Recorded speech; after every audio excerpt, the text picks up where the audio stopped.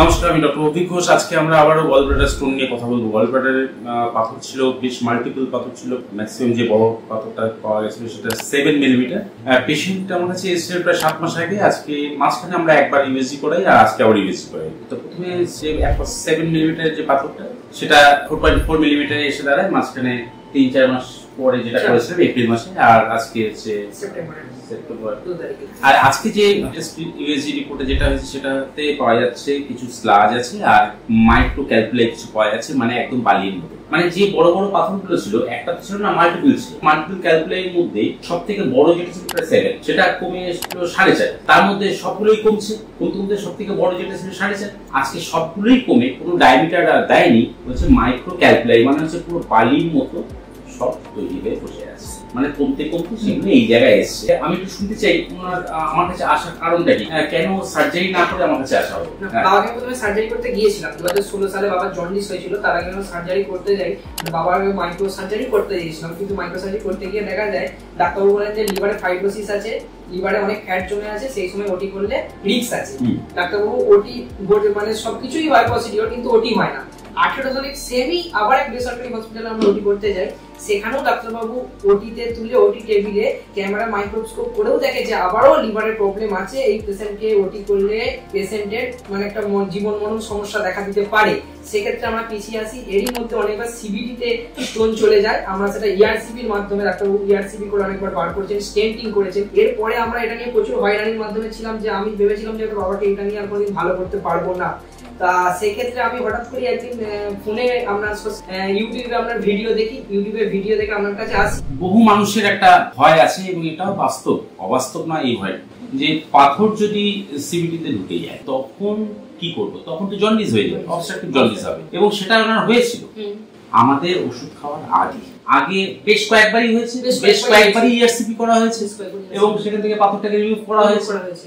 আর তখন জন্ডিস ধরা পড়েছিল। এই পাথর থাকা অবস্থায় যখন আমরা স্টার্ট করলাম তখন কিন্তু একবারও পাথরটা সরে গিয়ে সিবিডিতে আটকায়নি এবং ইআরসিপি করতে হয়নি। তাতে আমরা এটা একটু ভালো পেয়েছি যে লোকটার আগে বারে বারে ইআরসিপি হয়েছে, গলব্লাডারের মধ্যে পাথর ঢুকে গেছে, সেটাও কিন্তু আমরা এই আমাদের কাজ চলাকালীন একবারও দেখতে পাইনি, বা পাথরগুলো সেখানে বসে থেকে সেখানেই ছোট হয়েছে, গলব্লাডার থেকে বেরিয়ে আসতে পারেনি, সেখান থেকে ছোট হয়ে জিনিসটা শেষ হলো। এটা কিন্তু আর একটা প্লাস পয়েন্ট, যে মেডিসিন দিয়ে যদি কন্ট্রোল করা যায় তাহলে আমার এই ভয়টাও থাকলো না যে আমার পাথরটা বেরিয়ে গিয়ে সিবিডির মধ্যে ঢুকে যাবে। এই জায়গাটাও কিন্তু ম্যাক্সিমাম লোকে ভয় পায়, যে যদি পাথর নিয়ে আমরা ছোট করতে যাই তখন যদি সিবিডিতে এসে যায় তখন কি হয়।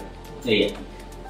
তারপরে আপনার কাছে দীর্ঘ ধরুন 25 জানুয়ারি থেকে শুরু করেছি, 25 জানুয়ারি থেকে সেপ্টেম্বরে এসেছি। এখন এই রিপোর্ট তো পাওয়া যাচ্ছে, খুবই ভালো রিপোর্ট, এবং আশা করি যে সামনের 2 মাস ওষুধ খেলে হয়তো সেটাও রিকভারি হবে। এবার আপনি বলুন যে আপনার সিম্পটমস দিক দিয়ে কি কি উপকার হয়েছে? আমি উপকার হলো খিদে দারুণ ভালো খিদে। আগে আপনার পেটটা না এরকম বড় ছিল। কমে গেছে। আমি যখন দেখলাম কমেছে, টাইট ছিল। খিদে আমার ভালো আছে। গ্যাসের কি অবস্থা? গ্যাস ভালো, গ্যাস ছাড়া আমার হয় না। গ্যাসটাই পালিয়েছে। তখন তো পেট এরকম টাইট ছিল, তখন তো গ্যাসে আটকে ছিল।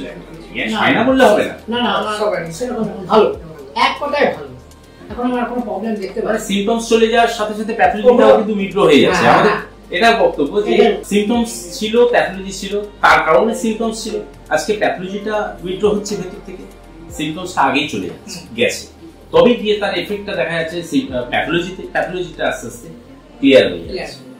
অবশ্যই এইভাবে আমরা গলস্টোন বা কোলেলিথিসিসের পেশেন্টকে এইভাবে ট্রিটমেন্ট করছি। বেশ সময় লাগে, অনেকটা দিন সময় লাগে, কিন্তু প্রতিবারই আমরা কিন্তু একটা না একটা নতুন ভালোর দিকে স্টেপ আউট করতে করতে পেশেন্ট সেটা বোঝে।